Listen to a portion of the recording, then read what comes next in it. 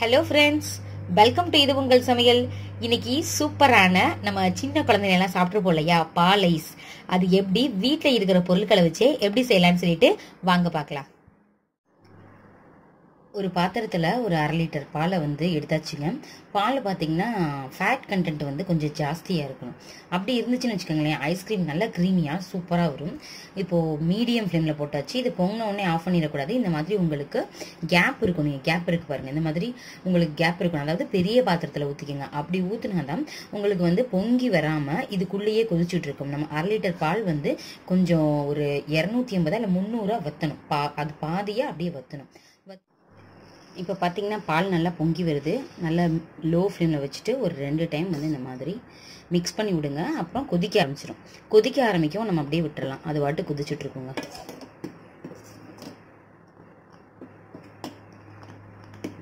இனிமேல் அது வாட்டு கொதிச்சுட்ருக்கும்.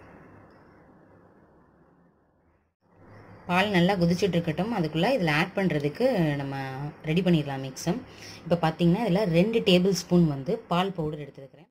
சில பேர் வீட்டில் இது ரெடிமேடாக வச்சே இருப்பீங்க. அதாவது சாக்லேட் செய்கிறதுக்கு, ஸ்வீட் செய்கிறதுக்கு, இல்லை பால் பவுடர் நீங்கள் ரெகுலராக யூஸ் பண்ணிகிட்டு இருந்திருப்பீங்களா இருக்கும். சப்போஸ் இல்லைன்னா கடையில் பெரிய பேக்கெட்டில் இல்லைங்க, சிறுசாகவே கிடைக்கிது. என்னடா வாங்கி வேஸ்ட் பண்ணிடுவோம்னு அப்படி அந்த மாதிரி ஒரு ஃபீல் இருக்கும். ஒரு 5 ருபீஸ் 10 ருபீஸ் அந்த மாதிரி சின்ன விலைக்கே கிடைக்கிது.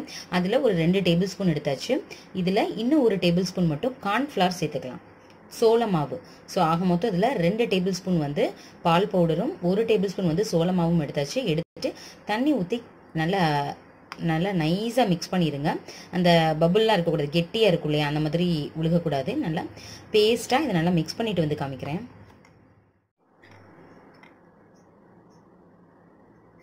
நல்லா நைஸாக இங்கே பாருங்களேன், எந்த விதமான கெட்டியுமே இல்லை. நல்லா அதை மிக்ஸ் பண்ணியாச்சுங்க. இதை இப்போ சேர்க்கக்கூடாது, இதை ரெடியாக வச்சுக்கோங்க. ஒரு 10 நிமிஷமாக பால் கொதிச்சுட்ருக்குங்க. இந்த ஸ்டேஜில் இப்போ பார்த்தீங்கன்னா இந்த கிளாஸ்க்கு 1/2 லிட்டர் பால் சேர்த்தேன். இந்த கிளாஸ்க்கு 2.5 டம்ளர் இருந்துச்சு. 1/2 டம்ளருக்கும் கொஞ்சம் மேலே ஜீனி சேர்த்துக்கலாம். இந்த ஸ்டேஜ்லேயே சேர்த்துடலாம். சேர்த்துட்டு நல்லா மிக்ஸ் பண்ணி விட்டுருங்க. பால் நல்லா வற்றிச்சுங்க. சைடில் பாருங்களேன், ஆடையெல்லாம் இருக்குது பாருங்கள், அப்படியே எடுத்து விடுங்க. நல்லா திக்காயிடுச்சு பாருங்கள், பால் நல்லா திக்காயிடுச்சு. இப்போது நம்ம மிக்ஸ் பண்ணி வச்சுருக்கோம் இல்லையா, கார்ன்ஃப்ளவரையும் பால் பவுடரையும் 2யும் அதில் சேர்த்துடலாம். சேர்த்துட்டு மிக்ஸ் பண்ணி விடுங்க.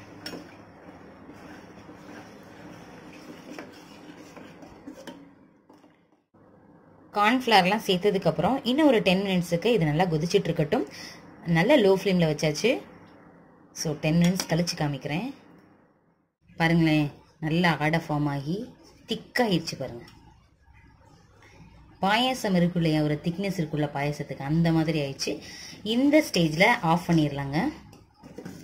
சப்போஸ் இதுதான் எக்ஸாக்டாக பாலைஸ் இதுக்கு அடுத்த ப்ராசஸ் கிடையாது, வேறு எதுவும் ஆட் பண்ண போகிறது கிடையாது.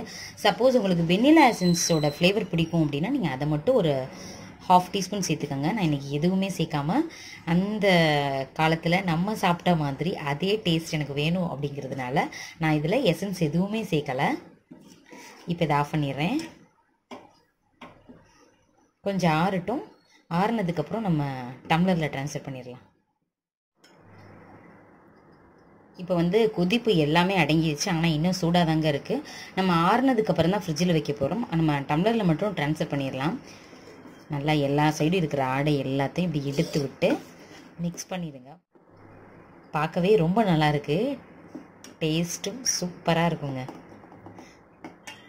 குட்டி குட்டி டம்ளரை இந்த மாதிரி எடுத்து வச்சுக்கோங்க. இதுக்கு எந்த மோல்டும் தேவையில்லைங்க. இதிலையே நம்ம பண்ணிடலாம். சின்ன கிளாஸ் இருக்குல்ல, இதிலே நம்ம பண்ணிடலாம். இது ஒன்று ஒவ்வொரு சைஸில் இருக்குது. ஆனால் நம்ம ஊற்றும் போது இதில் அந்த பால் எடுத்து ஊற்றுவோம் இல்லையா, ஊற்றும் போது ஒரே சைஸில் ஊற்றினோன்னா ஒரே சைஸில் கிடைக்கும்.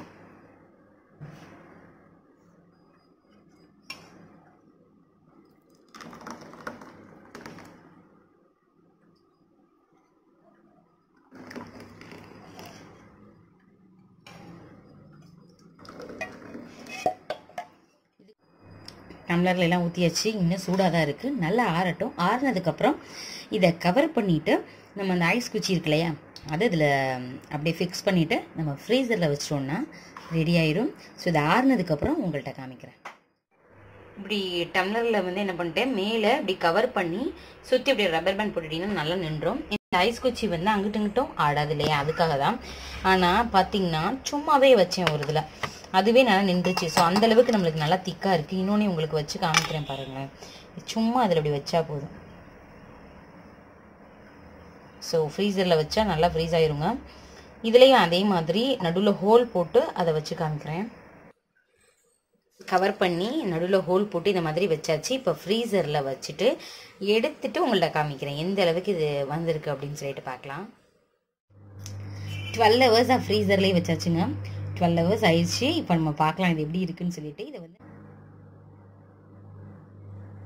இப்போ எடுக்க வரல இல்லையா, தண்ணியில் ஒரு 2 நிமிஷம் வச்சு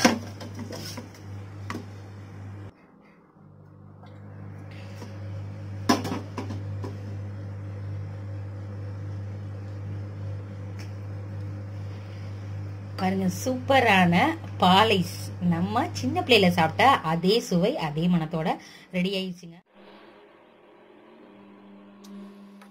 எந்த அச்சுமே தேவையில்லை. நம்ம டம்ளர்லயே ஈஸியா வீட்டில் இருக்கிற பொருட்களை வச்சே நம்ம எவ்வளோ அழகா ரெடி பண்ணிட்டோம். சப்போஸ் உங்கள்கிட்ட ஐஸ்கிரீம் வைக்கிற அந்த மவுல்டு இருந்துச்சுன்னா உங்களுக்கு ரெக்டாங்கிள் ஷேப்ல கிடைக்கும். நான் டம்ளர்ல ஊத்துனதுனால இந்த ஷேப்ல இருக்குது.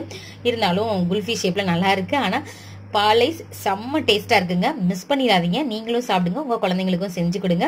செஞ்சு பார்த்துட்டு எப்படி இருந்துச்சு அப்படின்னு சொல்லிட்டு எனக்கு கமெண்ட் பண்ணுங்க. உங்க ஃப்ரெண்ட்ஸ் ரிலேட்டிவ்ஸ் கூட ஷேர் பண்ணுங்க. இந்த வீடியோ உங்களுக்கு பிடிச்சிருந்துச்சுன்னா மறக்காம இது உங்கள் சமையலுக்கு சப்ஸ்கிரைப் பண்ணுங்க, லைக் பண்ணுங்க. Thank you friends.